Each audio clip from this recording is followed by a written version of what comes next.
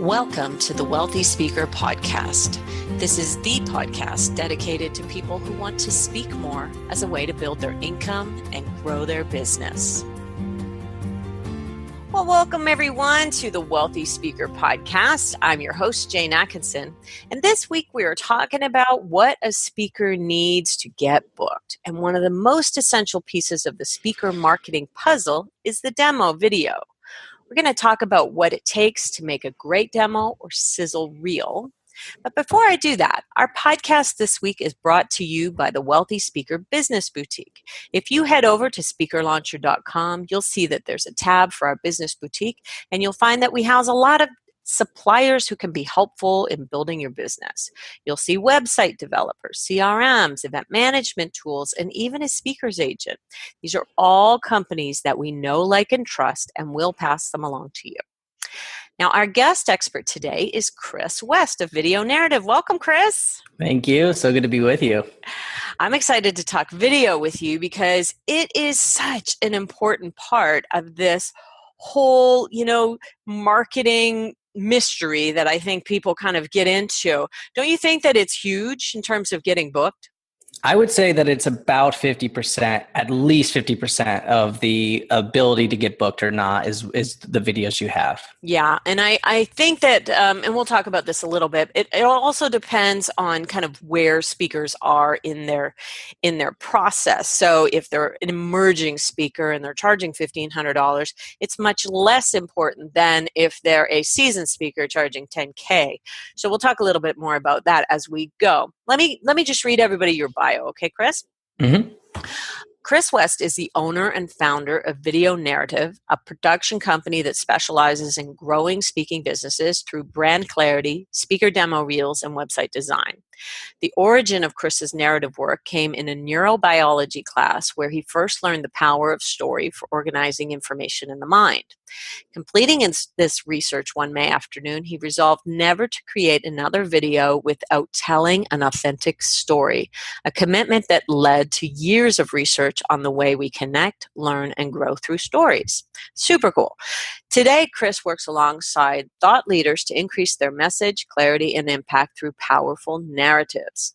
Now, when not creating videos, Chris is out backpacking with his wife and daughter and serves as the volunteer director of Bukesa Children's Home in Uganda, Africa, which, oh my gosh, what an amazing volunteer role, Chris. Like, that's not a little volunteer effort down the street from your house. Yeah. I kind of fell into that when I was 24 and have never stopped doing it. Look back. Oh, good for you. That sounds like amazing work. And I would love to know more about that. Is there anywhere on your website that you talk about what you do there? There isn't actually. I've kind of kept the two somewhat separate. And I think there's a lot. I think I should probably include them more often. A lot of the clients or people that I work with and become friends with know that about me. But it kind of confuses people sometimes to find out, well, do you do work in Uganda or do you run a video production company? And so I kind of have allowed those two to be somewhat separate as I do the work over the years. Gotcha. Okay, fair enough. All right, let's dive right into demos. So let's first talk about sizzle versus demo. Yeah. Do you like the term sizzle reel? I have a bit of an issue with it. What do you think about the term sizzle reel? It's normal language, and so I try to adapt the way that people speak. But I personally hate the term sizzle reel, and the reason is because words have power, and the way that we describe something immediately creates a place in our mind where we have, our brain literally has file storages where it goes and finds a word, and it knows exactly what that word means in the mind, right? And so sizzle reel immediately creates this idea of marketing, kind of fake, I don't know, like over the top. It doesn't create magical or inauthentic about it or something like that. Yeah, sizzle, right? Like it just feels immediately unlike the way that most people want to create the image of their speaking brand. All right. And yet we still use the word. Yeah. Okay. Well, I think that's a good clarification. And I think that everything you do needs to have intention behind it. Mm-hmm. And what we're going to talk about today is creating authentic demo reels. And I think that that's just an interesting clarification for people, because it's always bothered me just a little bit, and I really couldn't say why. You need to have the meat in there as well as the sizzle, and there's lots of things to this. And so that's why, for me, it's felt like it was missing something or inauthentic somehow. So, okay, what makes an effective demo reel? Well, and I think there's a perfect example right there of just the words, right? Is demo is short for demonstration. And I think the most effective, idea that we're all looking for our brand, right, is that we want to create an experience online that is reflective of the experience we create in person. Nice. And so calling it a speaker demo reel is, here's a demonstration of the kind of experience that you're going to get when you get me. And what does that look like? Well, there's so much about the way that you personally as a speaker show up, your background, your personal story, but also the deep part in your heart of what you care about in making the world a better place. Like, that all needs to come through. But I did speak a lot there about the speaker. And the truth is that you have to know all that stuff and then kind of forget it for the first while. Because when you are having a conversation with someone and you're a potential candidate for them as a speaker, the questions you're asking them are things like, what's your goal for this? What's the outcome that you want to achieve at this event? What are the struggles you're dealing with this year? What are your sales objectives, etc.? And so those are way more the kinds of focuses you want to have in the early part of the video, is all about them, what their core goals are, and then specifically how you uniquely address those. And therefore, it actually becomes a true demonstration of how you uniquely address them. And then they can make the decision, I like the way that she talks about it, or I like the way that he talks about it more, rather than this sizzle reel, which is like, here's all my best stuff thrown at you. And it's edited to cut out all the things that you might not want to see, or I might not want you to see. So, okay. So the effective demo reel, let's talk about the narrative part of that, because to me, that's so important. And I think a lot of times you'll come away from a demo and you'll say, okay, I get that you speak on kind of several things. Circles all the way back to one of the things that we talk about, which is picking a lane. And so if you're clear on that lane, it's much easier to develop this narrative that you're talking about. Speak more about the narrative. Yeah, well, and I think it's really important that we break apart two, distinctions, which one is a concept or a lane, right? It's a concept is, here's the way we're going about it. And a narrative, of course, is the way that we're going to tell that story. So, Apple has already created, their specific brand in their mind, but then each few years, we'll see a different concept or a different specific narrative that they're trying to display. So like right now throughout Portland, and as we're recording this podcast, their big thing right now is Behind the Mac. And they have these concepts and stories of all these artists and all these creatives and all these kinds of people behind the computer, etc. Right? And so I think it's really important for speakers to constantly refresh the kind of narrative or story that they're telling, right? But the first thing that they have to do is create their distinction. And you have to create distinction before you start the narratives.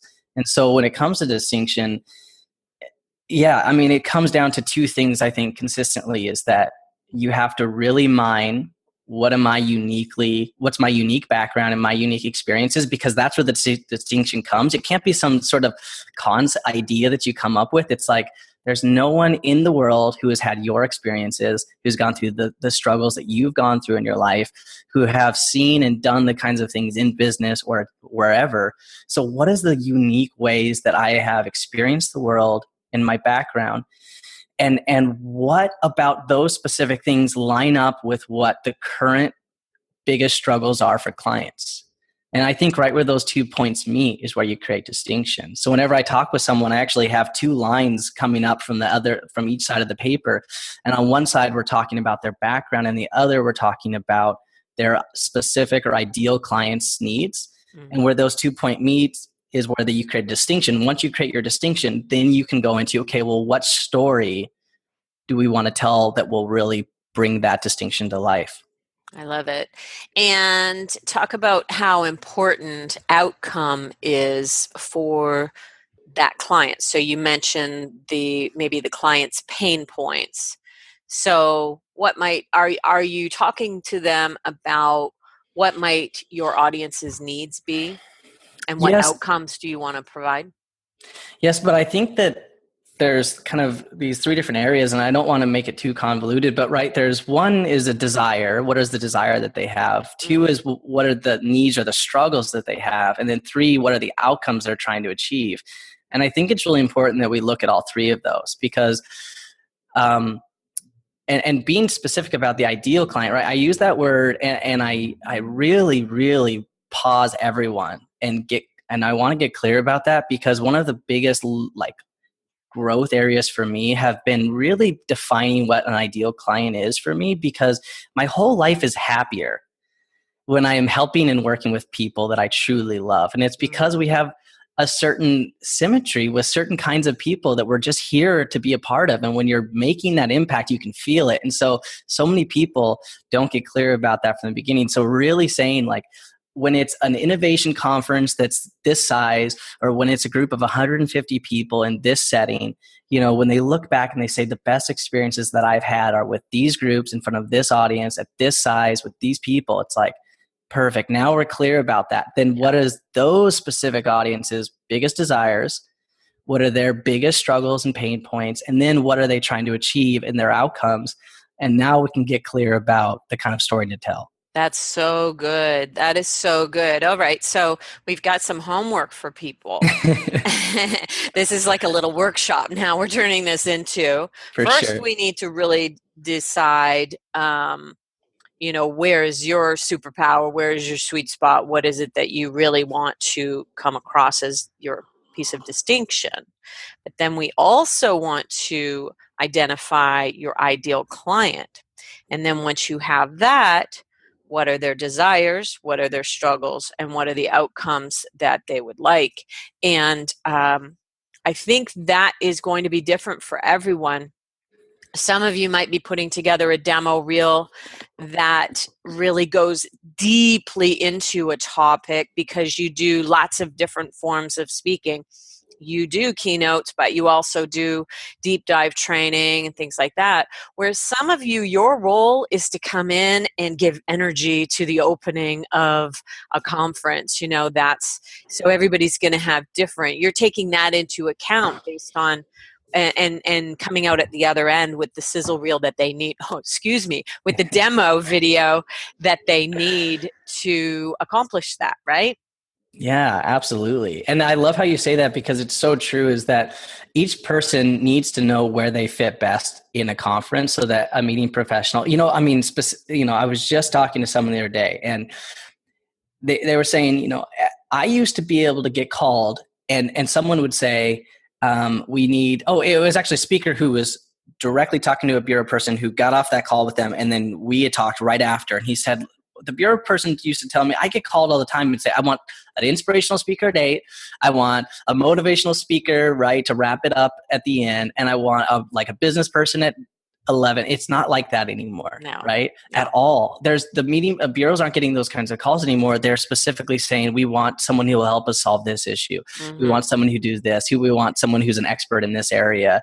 And you know why that happened was back in the 80s or whenever it was in the 90s as well, when the economy went bust, all of the stockholder eyes went on how is this money being spent? And ROI became a really huge thing at meetings because it looked like it was very, very wasteful. So now it's not like just a lot of fluff in storytelling. It's actually people wanting to have good outcomes when they're actually, and trying to solve a problem. So there's another good question for you. What problem am I helping to solve, right? Absolutely. What specific problem, exactly, and to name it. And to name it in the first 30 seconds. That's the Okay. key. Okay. So let's talk about the first 30 seconds because I think that that's a conversation that you and I had about Kindra Hall's video, Kindra Hall.com. Check out her video, which really is working marvels for her, but it doesn't have her speaking in the first 30 seconds, which is what you recommend, isn't it, Chris? It doesn't. I mean, it actually, I can't, we all can agree Kindra's one of the most wonderful people in the world. So, but I would say that I never called him, but I would say that that's a perfect example of what not to do, almost because, and it's all a matter of opinion, but we do interview meeting professionals all the time, and we do watch analytics, and we track every single video we create. We track it over years, and we actually can say statistically what people do and don't do, and what they watch and what they don't watch. And when we ask meeting professionals, what they tell us is, look, I have 20 or 30 requests for proposals on my desk. I mean RFPs that have been filled out on my desk, and I am literally going through usually about 30 seconds, giving it 30 seconds, and then I'm just making my decision because I've done this for years. I know what I'm looking for. Right. And I'm moving on, and I'm creating my short list. So, I mean, of course that's not 100% true. And of course people watch longer than 30 seconds, but enough people have told us I have so much to do that I'm usually giving them 30 seconds before I'm ready to move to the next one. And I've already decided. And so if you're not on stage in the first 30 seconds, right, it's a speaking demonstration video. It's a speaking video. You do not want it to be you talking to the camera, and you don't want it to be waxed on philosophically or anything in the other part. And or a lot of bells and whistles and stuff that are just going to delay the process. No. Yeah. And then specifically, they need to know, where will I put this person to help us? Will this person help us solve the problem that I've been tasked to find or not? I know that this upcoming conference is about this. I know what the VP and others have told me about what we're trying to achieve. And if they hear that right in the first 30 seconds, they're so much more likely to put you on the short list. So the reason why I think Kindra's works is because I think she's getting so much spin that people are just going there specifically to confirm their suspicions that she's the one they want. Okay? So some people are in that luxurious position. Ryan Estes, I suspect, is in the same boat because he has so much, the word of mouth has been so great that a lot of people are talking about him. And if that's happening, then they're just going to say, oh yes, okay, confirmed. He's as good as we heard. So then they go on to the next thing. But if you're competing and you've got a long list of clients to look at, if you've got a long list of speakers to look at, you're trying to look at 6 speakers all at once. I've seen, having worked in a speakers bureau for 6 years, I've seen us give people like 30 seconds. In, out, back in the days of VHS, in, out.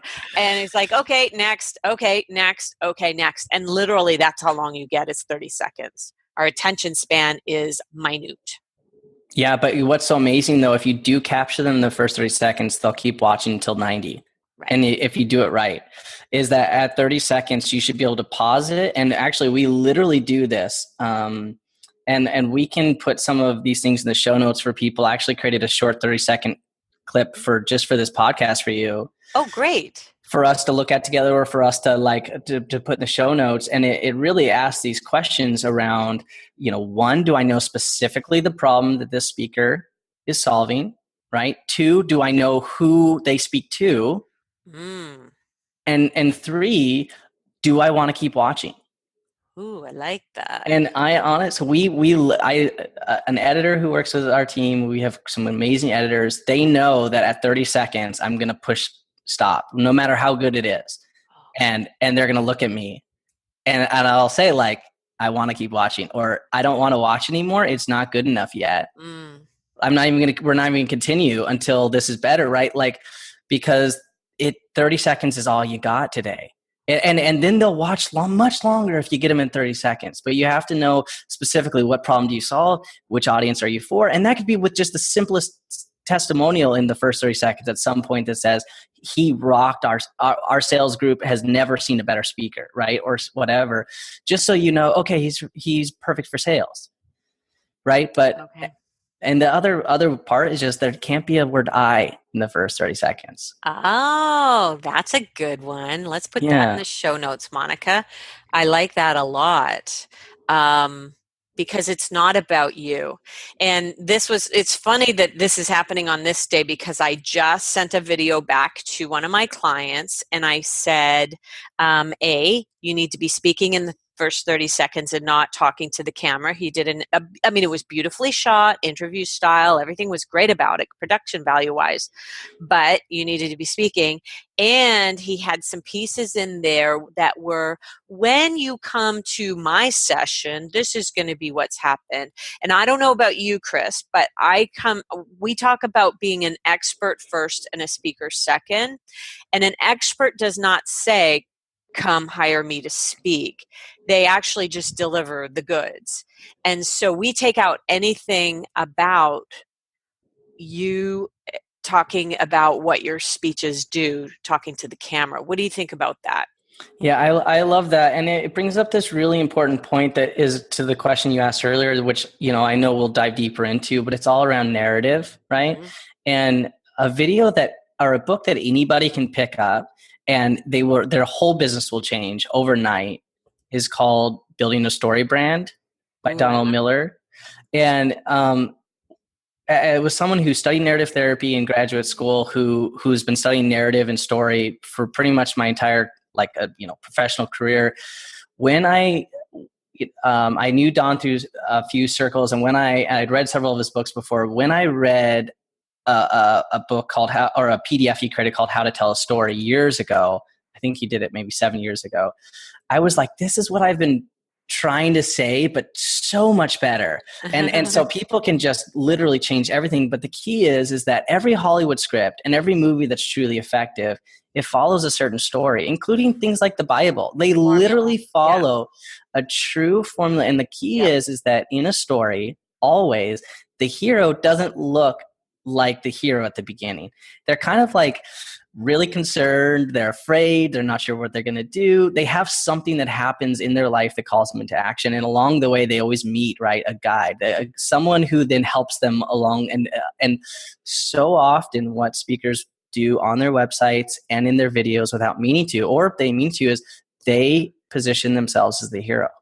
They say, I can do this for you. In my presentations, you'll get this. And they use their first name, blank is award-winning, blah, blah, blah, blah, blah. Instead of saying, for sales teams who are struggling to find blah, blah, blah, blah, everything about this character who is the hero. And only once we hear that we're the hero, they believe in us, they know we're capable of, then we get to know, now I've spent my entire career learning what you're trying to achieve, and I can help you there. Right. But you'll be the hero at the end of this. I like that.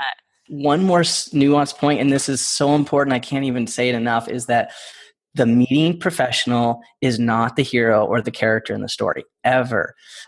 Someone who represents an event planning, if they're planning the event, they know that what their job is to make sure that the event is incredible and that people are successful and they leave away with a huge ROI.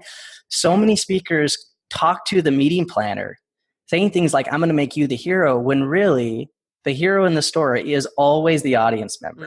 What that audience member, because just like them, the meeting professional is in the business of making the audience happy. And it's about how can we together make the audience member happy, but it is not the meeting professional that we make these videos for.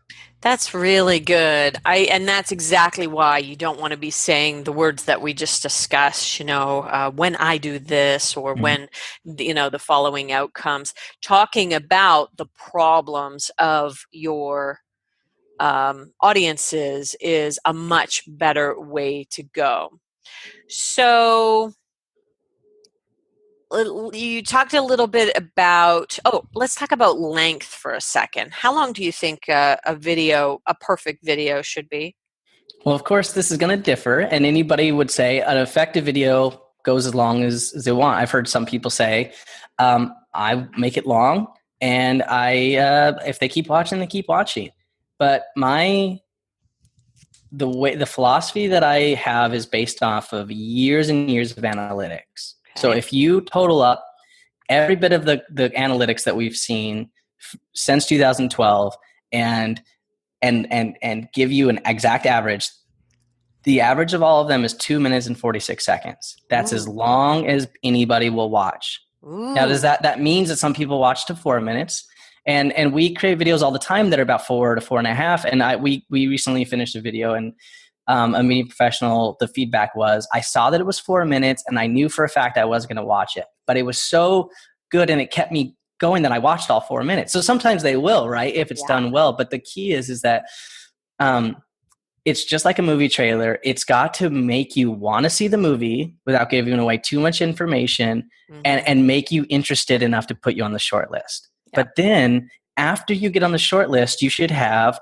and forgive me for the term of the military term because I've got to figure out a better one, but you should have an arsenal of other videos that are made specifically with longer speaking sections in mind for the different kinds of clients that you serve. So if you have that call with them after they put you on the short list, you're one of the 3 people they're considering, and on the call they say something around, we're trying to bring our level of engagement up. We have serious levels of disengagement in our company right now. You can follow up specifically with that group with, here's a section of my keynote where I talk about engagement or disengagement, how to solve that issue. And that one can be 5 to 7 minutes, and they'll watch it because they know the context. But if you try to make a longer video up front, what happens is anytime somebody turns a video off before it's done, what they're saying unconsciously to themselves is, it didn't keep my attention. Mm-hmm. So you want to finish sooner than they even want. You want them wanting more when the video finishes. I love that you said 2 minutes and 46 seconds because I thought it was me. I was watching one that was just under 4 minutes and I thought, okay, I have to watch it right till the end. But it actually took me 3 tries. I kept pausing it and then I'd think about what I wanted to say and then I watch the end. It took me 3 tries to watch a 4-minute video. What is wrong with us in this world that we can't get through a 4-minute video? Well, it's long. And the other thing that most people don't realize, and most of their editors unfortunately don't realize, is that a lot of times people use one song throughout, or maybe even just 2. And the key is that the repetitive, most corporate kind of music or music that people can get on a regular site, it has repeating beats. It has, these different stanzas of the same kind of message over, and our brain gets really fatigued hearing that kind of music over and over. Oh, okay. A lot of it has to do with the music. It up then. We change the music about every 30 to 45 seconds, and we drop out the music a lot. And you have to think about things in movements. You have to literally just go and start watching trailers. If you're going to make your own video, which a lot of you guys can do who are listening to this, if you're planning on your emerging speaker and you got to create your own demo reel, spend every morning watching a different trailer and watch it 6 different times and break it down by, first, how does it make you feel at the end? Then how's the music play? Because you will never find a trailer that has one song in it. And the trailer is 3 minutes. It's going to take you on one emotion and then drop everything out, then take you somewhere else. Then it's going to bring you up. It's going to bring you down. So interesting. You've got to create movements and emotion, and you have to know the brand story that you are, displaying before you even start the process, because that will teach you, okay, first I'm going to take them here, then I'm going to take them here, then I'm going to go there. And let's talk about what I think is one of the most difficult things about video is capturing the energy in the room. Okay, so I'm seeing a lot more staged videos these days. So I know that there's no audience there. They're just in a big theater and they're filming it. And it looks beautiful. But for me, of course, what's lacking about that is that you aren't catching the audience's energy or laughter or anything like that. Can you speak to that? Yeah, I would say that the only way to combat this is for people to, and this is one of those things where you say it and no one's going to do it. And that if they did it, it'll make the biggest difference in their business, right? And so it's one of those times where you, as a speaker or someone like for me in my situation being interviewed right now, it's like, I wish so bad they would do this one thing, but most people won't.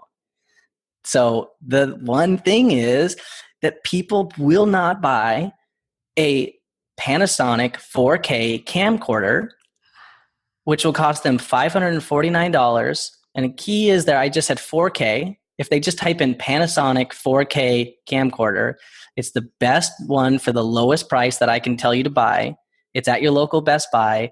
And a lav microphone, a personal lav microphone that's wireless, meaning that one side connects to the battery to your camera, and one you clip on yourself. The total that you're going to spend in everything that you need to buy, which I recommend a Sennheiser G3. We're going to put links to all of these and right to Amazon. Maybe exactly. I'll put both of these links and send them right over so we have them. Okay, cool. In the show notes. Okay. But if people buy a lav and they buy a Panasonic 4K camera, we've literally created an entire demo reels from personally filmed videos, because what a 4K camera lets you do is that, it's much more pixels than a normal HD screen.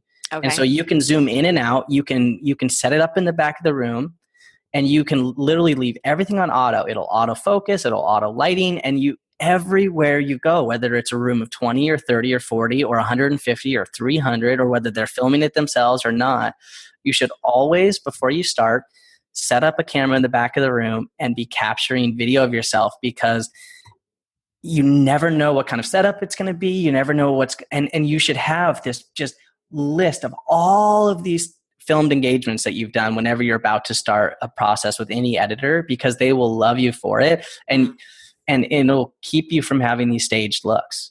It's just yeah. How do you, it must take you hours and hours and hours to go through people's video. It doesn't actually. We have very, very specific story model for how we're creating videos. And we have a color marking for each stage of a story.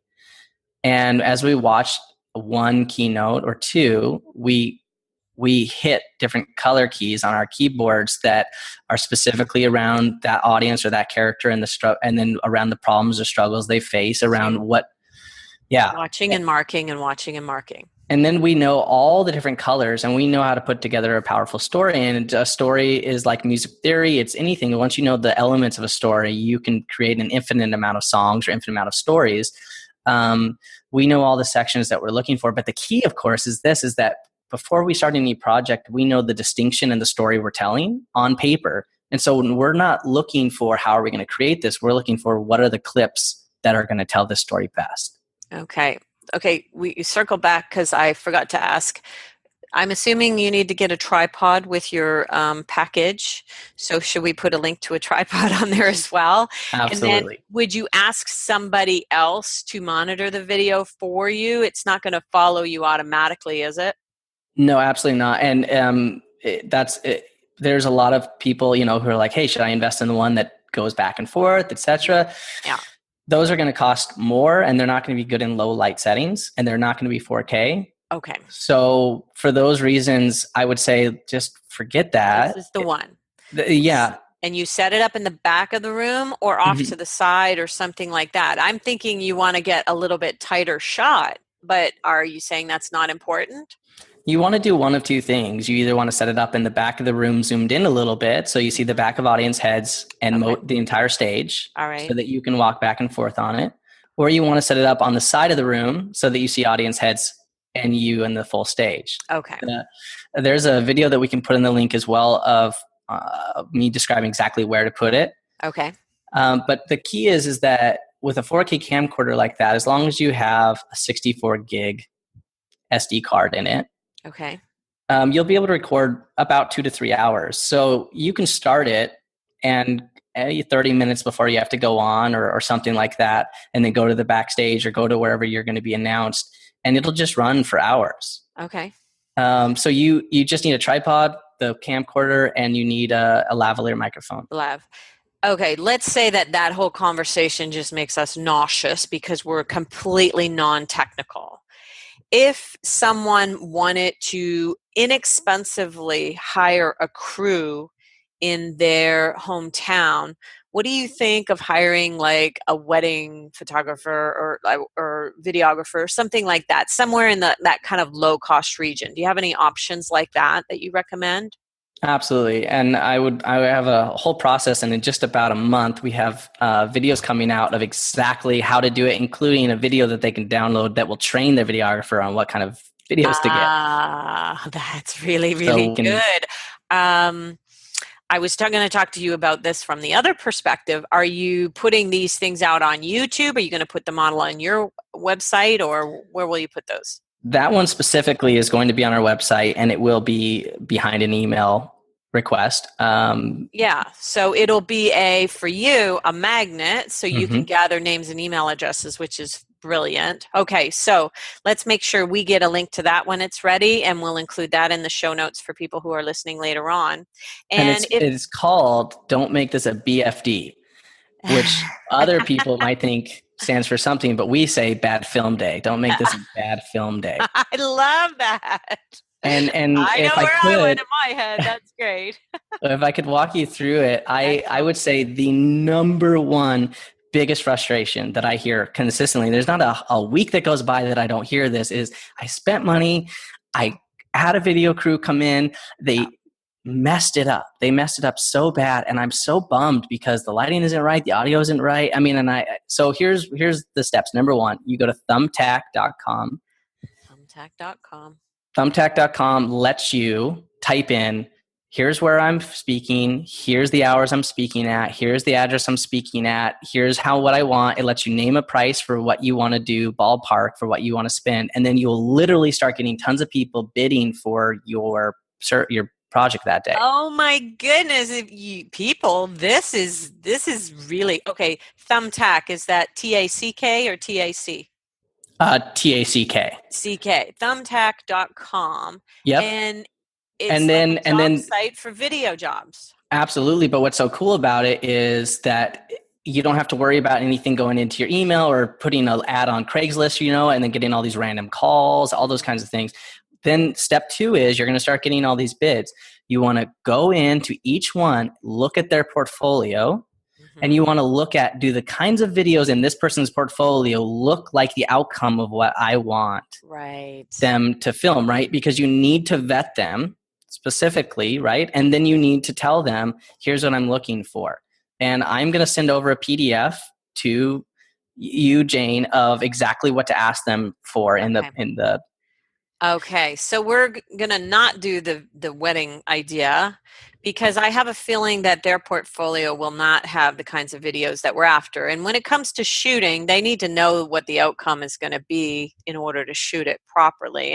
And we really do get a lot of complaints. I mean, this has got to be one of the toughest things is when you have magic in a room and then the video footage doesn't turn out. What are some of the things that you do that are must-haves when you come in to film? How many cameras are you doing? Tell us a little bit about what you're making sure that you have. Yeah, well, the first is that we know the idea beforehand, and so people are going to have to educate their videographers always ahead of time. Listen, this is not a video about me. This is a video to show the experience that I create. Right. And that's such an important distinction. If you tell a videographer who is a professional, look, I'm not, because most of them, 100% of the time, if you don't tell them that, think they're coming in and filming you, which means that they're focused entirely on you. They're not focused on any kind of audience reaction, audience interaction, etc. So you need to really let them know, I am trying to film the experience I create. Okay. So Yeah. how people are feeling, what people are thinking, like all those kinds of things are things I'm trying to capture. And so Do you mic the audience? it is we always do, but it becomes more expensive the more you ask. Right. Right. And so I want to say that there's different levels of this. The first one is level one is I want a videographer with two cameras. Okay. One is going to be a wider shot, the back of the heads of the audience and me on stage. Mm-hmm. And one is a close shot following me from the waist up the whole time. If I go into the audience, follow me. Whenever I have the group do an activity or whenever their interaction, come off me and start focusing on all of the audience interaction with that zoom lens. And then when it's time to me to keep talking, bring it back up to me. Okay. Don't ever, ever, ever film my PowerPoint. Nobody wants to see my PowerPoint. Nobody cares about my PowerPoint. If I want to, I can put the slides in later. Right. And keep and manual. I know this is getting technical, but just go with me for one technical thing.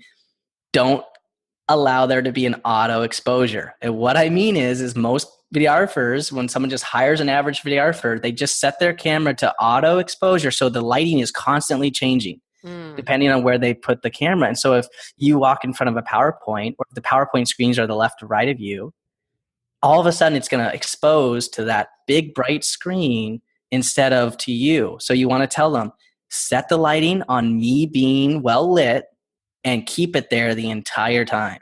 Right. You don't want to see Maybe my I'll get you to help me with my Zoom video. My webcam is always, it's off and it's doing all kinds of funny things. I might get you to help me with that. Okay, so there's the lowest level. It's going to be one videographer. Two cameras. Two cameras. Okay. Then you go up a level. Then what? The next one is two videographers, three cameras. Two videographers, three cameras. And that is, I want one in the back of the room, monitoring audio and me from the waist up the entire time. Okay. I want one still camera in the back of the room or to the side, getting the audience back of their heads and the full stage. And okay. three, I want one on the side at the front of the room, getting side shots of me and going back and forth between audience reactions. And I want that person to focus the entire time on audience reactions. And then here's the key. You want to give them an outline of your script, meaning, okay, when I start this story, at the end of the story, there's this laugh line. When you hear me say these words, be focused on the audience, because I'm going to, it's going to tell them all the laugh lines, tell them all the sad lines, tell them how to beforehand, here's the times to be focused on the audience. And then you tell that videographer as well, as you're filming the audience, can you kind of start identifying certain groups or tables that are a little bit more emotive, meaning that there's certain pockets that people listen a little bit more with their face a little bit more intently. Yeah. When it comes time for my funny line, be focused on that table, right? And so you can set them up for success. The problem is that they're coming into an event when the first time that someone asked me to film their speaking event, which was so many years ago, I had no idea. Even as someone who had filmed wedding videographies and wedding videos for years and company videos and all kinds of stuff, I had no idea how to film a speaker event, right? And so you have to set them up for success. You can't just assume that they're going to just get it right. And so you want to either... really good. Yeah. That's really helpful. Did we cover the levels? Yeah, so I would say those are the two. Is that one is I wanted one videographer, and I'll give you the price range with two cameras. And I want you to have a lav microphone and a way to record the sound of the house lav as well. Because the key is that you want two recordings of your audio. I mean, how many times? I don't know if there's a speaker on the planet who has ever invested in video that didn't have an audio get messed up. Yeah. So many videographers say, oh, I've got a boom microphone on the camera. It'll pick you up fine. No, it won't. You need the lav picked up. You need the lav. And so you need to tell them, look, if you don't have a lav microphone, rent one before you come. And they're $25 a day, but you just tell them, they'll get it. Yeah. And then I want you to have a recording device to pick up the house sound as well. So the key is one videographer. They have two cameras. One is following you from the waist up with the zoom lens. One is from the audience, back of the room, heads of the audience in the full stage. I want an audio device recording the sound out of the house PA, and I want you recording into the camera an extra lav. That's level one. And what you should put on that is that for a half day, it's 400 to 600. For a full day, it's 600 to 1,000 for one videographer to do that. Okay, that's good. And for the two camera person, you're just saying, I want the same thing, only I want a third camera and I want to be focused on the audience. Right. I want two camera operators, same audio stuff. And I want you to capture testimonials after. Now, you can set up in the back of the room. I'm going to start directing people to you. Okay. Very good. And that should be price somewhere range? Between 800 to 1,200 for two videographers. Okay.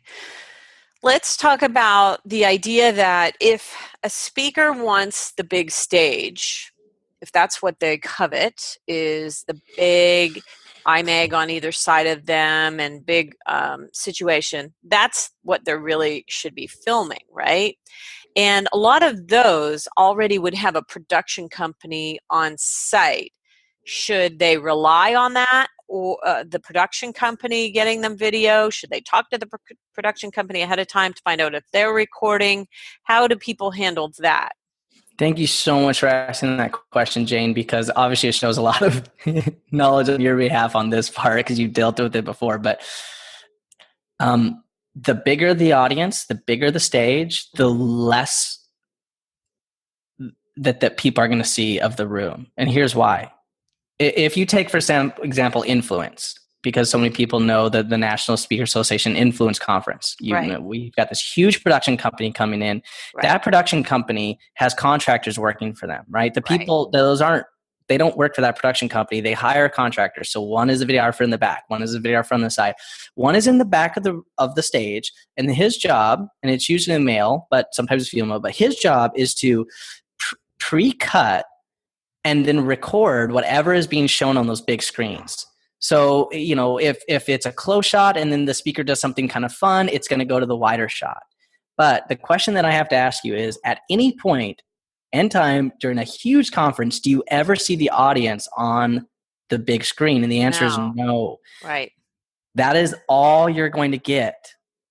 That is all you're going to get from those big events. So it's so amazing because you can just feel it in the room when you're there, and you could say, like, I am so pumped about the video I'm about to get from this one. Mm-hmm. There's 2,000 people here. It's amazing. Yeah. And you get it back, and you could be in an empty room because nobody knows there was 2,000 people there because the energy's missing. Yeah. The IMAG is focused entirely on these tight shots so that everyone can see clearly, right? And so no matter what, you always want to either have it in your contract that I, as part of the work that I do, can bring my personal videographer to film a story video about me, etc., or make deals with the group that I will let you have this recording or whatever.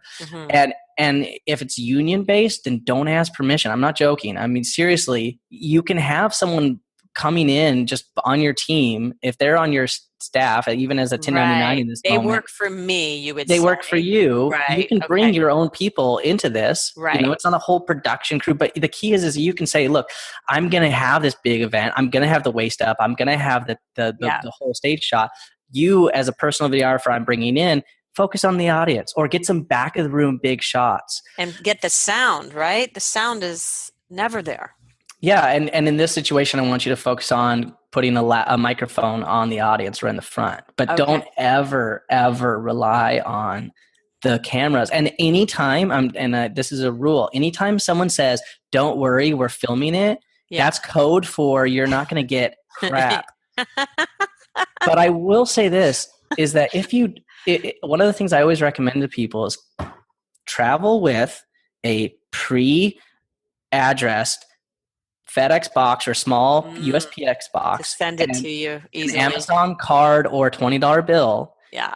And hand it to the videographer or the event people, because you're not going to get that for weeks, right? Right. You want to hand it to the person backstage and just say, hey, could you transfer that stuff on this afternoon or after the event? Because what happens is right after, like, say, lunchtime, like at Influence Conference, NSA asked, hey, we want to really quickly get this video out of Dan Thurman's speech. So I went backstage, I brought an external hard drive, and I talked to the guy, and I gave him a $20 bill, and I said, hey, I know how busy you are. Yeah.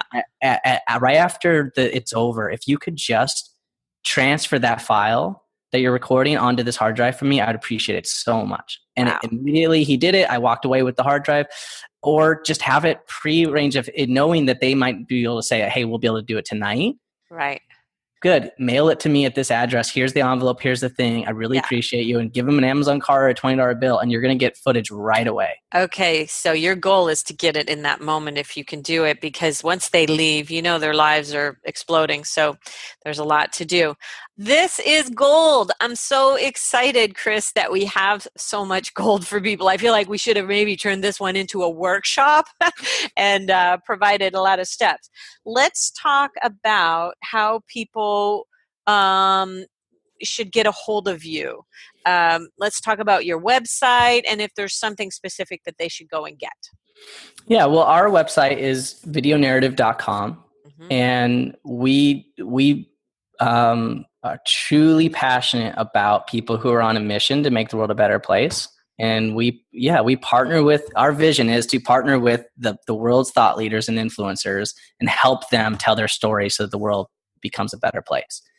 And so if people are on a mission and they know I have got to have the kind of visual elements to really spread this and make this impact, then we're definitely the right people for them. But the other thing that a lot of people ask is like, hey, I need to know how to make professional videos on my own so that I can do regular releasing of this, or I want my podcast to be better, any of those kinds of things. And so we do have free training videos for that. Okay. And they're going to be on your website. Okay. Well, it's just homestudiosetup.guide. Okay. And it just allows people studiosetup.guide. Yeah. And it just lets people, it's free videos that will allow them to set up, know exactly what kind of equipment to buy and how to set up their room or their garage or their basement or whatever to film professional looking videos. Okay. Well, you're making me think I need to ditch my Logitech 920 because it's not keeping up, and I realized that it's a problem. There's a setting that I need to change, but anyway, you're making me much more aware of that today, so thank you for that. And okay, so people want to get in touch with you, they're going to go to videonarrative.com, and what's their first step? It's just always a 30-minute connection call. Okay, 30-minute connection call. Excellent. Well, is there anything really important that you would like to say that we might have missed? Well, I do think it's just do it in stages, right? If you're an emerging speaker. Yes. You can edit your own videos, but the key is make it related specifically to their specific problems. But if you want to make a big impact and you want to grow your business, this is not because I'm in this line of work and you can back me up on it, Jane, but people do need to invest in the right people and make sure that they have the professional look. It's amazing how often I run into speakers, and I feel like our industry is kind of synonymous with this. It's like a bunch of rebels who went out on their own and left corporate America and other different kinds of things, right? And they're so used to doing things on their own that a lot of times it's like, I can figure out a way to do that. And then you spend all this time and wasted energy. It's like, just find the right people and the right professional venue. And of course, there's so many places to waste money, but vet them, find out if the right ones, see if the referrals will match up. And if they do, you got to invest in the kind of visual elements to make sure that you deliver the same presence like online as you do in person. And they can take a look at your portfolio. You've got several of my clients on your portfolio. So the work that you do is fantastic. And what I like about it is your videos don't look all the same. We used to see videos pop up when we were back in the VHS days, and we'd be able to go identify who made the video because they all looked kind of cookie cutter. So I really like that you don't do cookie cutter. And I don't think it's a matter of if people work with you, Chris. I think it's just a matter of when and how many foiled efforts they may take before they get to you. And like you said, you've got to start somewhere. Do it yourself if you feel capable, and work your way towards Chris.